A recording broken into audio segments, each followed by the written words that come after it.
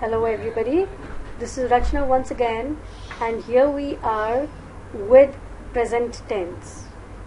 Well children, you're all aware of what present tense is all about.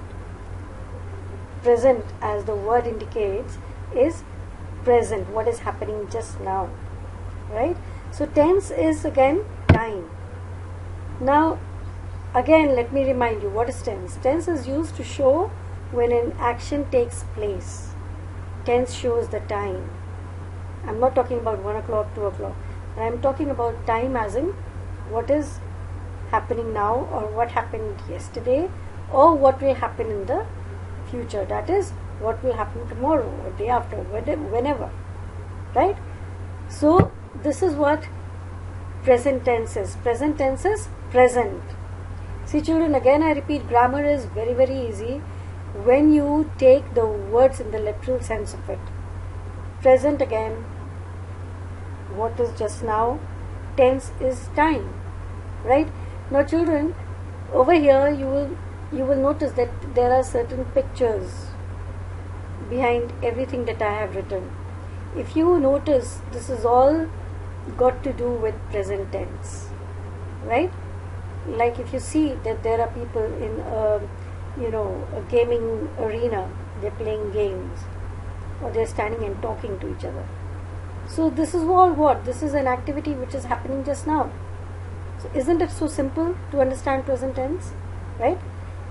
Now if we look at the definition, or if we look at what this really is, so let's take it as a tense expressing an action that is currently going on, or habitually performed, or a state that currently or generally exists, right? That is present tense. Example, I am using the present tense. It's so simple, right? Now the structure formula of the simple tense, simple present tense. The structure formula is like structure, subject plus main verb plus object, right? Or for example, I listen to music daily, or I eat burger every day. This is what the structure of simple present is, and the examples to it, right? Now what are the rules? The rules are that there are no changes made to the actual verb form while using the simple present tense, except when a third person is being talked about, in which, that is in this case, the suffix s or es are added to the verb. For example, every day they go for a walk after dinner, right? And what happens in the case of a positive tense?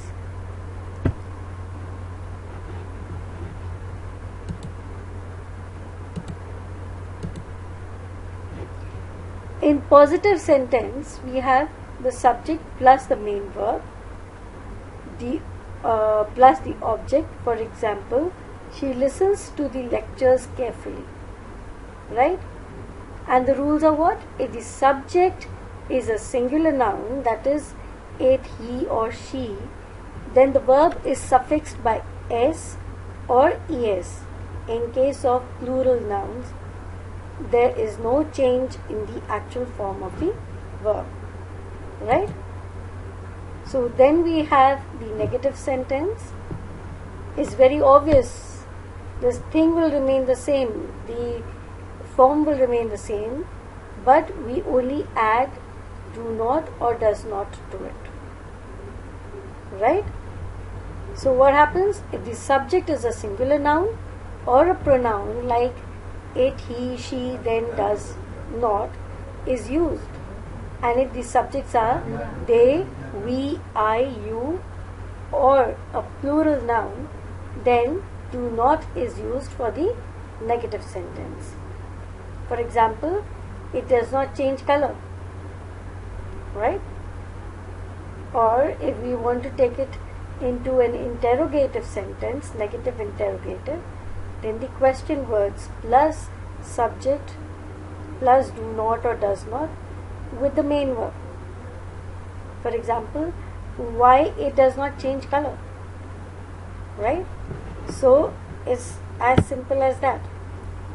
Then we talk of interrogative sentence, then of course do, does plus the subject or the verb plus the object or question words with do, does plus the subject or the object, right?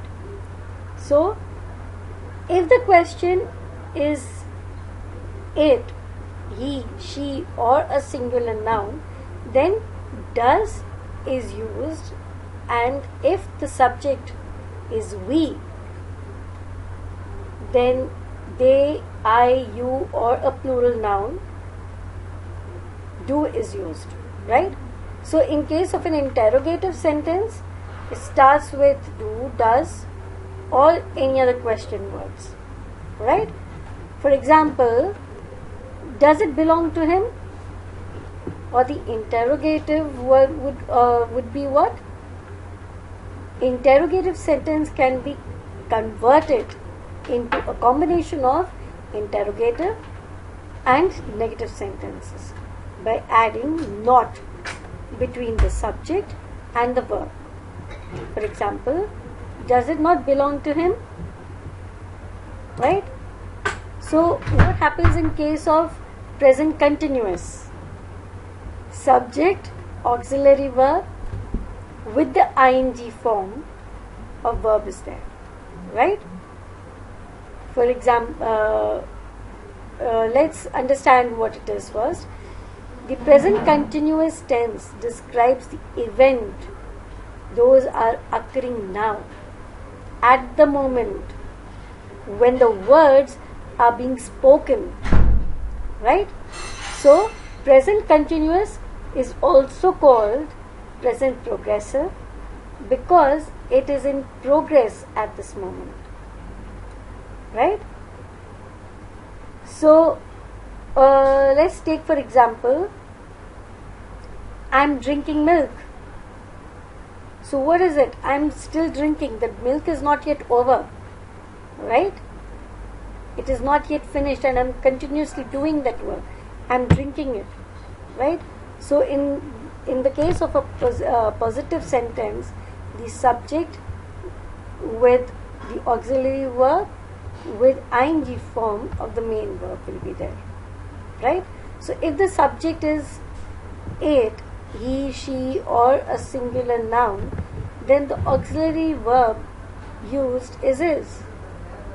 So if the subject is they, we, I, you or a plural noun, then the auxiliary verb used are and am.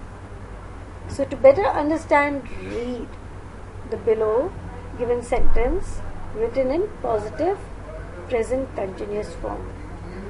It is falling, right? So this is what it is. Now if you want to take the negative sentence, then subject plus the auxiliary verb plus not plus the ing form of the verb. In case the subject is it, he, she or a singular noun, then is should be the auxiliary verb used, and if the subject is they, we, I, you or a plural noun, then are and am should be used as auxiliary verbs. Okay, so below given are some examples of negative present continuous sentence. Okay, he is not cooperating, right? So the interrogative sentence for negative would be by just adding y at the beginning of the sentence and interchanging the position of subjects and auxiliary verbs, like why is he not cooperating? Very simple, right? And the interrogative sentence would be the auxiliary verb with the subject with not and the ing form of the main verb. So in case of the subject is it, he, she, or a singular noun, then the auxiliary verb is. And in case of the subject is, they, we, I, you, or a plural noun, then the auxiliary verbs are, am. Now, is it working now? So, it's so simple, right? So, the interrogative negative would be what? Simple. You just have to add not before the ing. Is it not playing now? Are you not understanding now? So simple, right? So, basically, present continuous or present tense is all about conversing. So, doesn't it look like this picture where the people are sitting and talking? Now, isn't that supposed to be a conversation going on? So, Sunil says, "Hello Sudha, what have you been doing these days?" And what does Sudha reply to Sunil? "Hello Sunil, I've been busy with my thesis, So, the call of action is what? Converse and communicate well with the help of present tense or just the tenses, right? So thank you, and I hope you are going to follow this with your book, right? Make sure that you make no mistakes. Bye-bye. See you